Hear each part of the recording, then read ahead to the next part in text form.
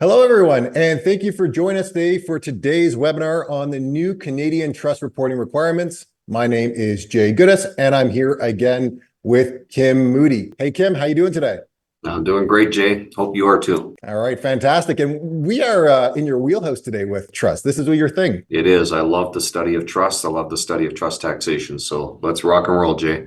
Perfect. So we're going to try to get as much out of you as we can today to really help people through these new rules. So why don't we jump right in by maybe stepping back, and maybe you can take us through a quick history of trust and some common uses of trust today. The first origination of trust that we can see, at least anyhow, goes back to the Middle Ages and originated out of the UK as vehicles to avoid land transfer tax. So the whole idea was that there was a payment of tax every time it passed down a generation. And so people would reserve the use of the property, instead just transfer down the use, and if that avoided the tax. King was not amused, overrode it with the statute of uses, but by then the whole idea of separating legal ownership from the use of the property, a trust, was born. That's a overly simplified brief history of trust. All right, that's really helpful to understand the background there, Kim. So thank you. And I know we're going to get into the detail of a lot of the trust reporting rules shortly, but can you maybe just take us through some key highlights to set the stage for today? Sure.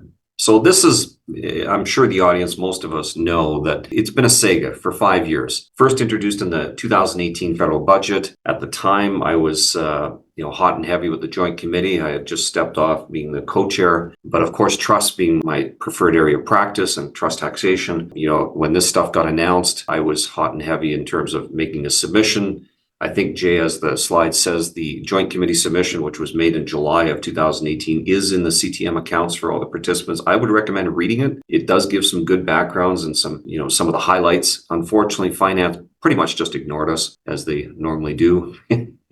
I'm kidding, of course, they actually do listen, but in this case, they pretty much did not. The new reporting rules they were deferred twice, as most of us know. Now it is a law, and they will be in place for 2023 trust taxation years, and it'll apply to pretty much all trusts except for graduated rate estates, because they can have non-calendar year ends. And the first requirement is due no later than April 2nd. Why April 2nd? Because it's March 30th, which this year is a leap year. 90 days is the filing deadline for trust. That falls on a weekend. And then April 1st is a statutory holiday for federal purposes, at least anyhow, Easter Monday. So it's pushed to April 2nd.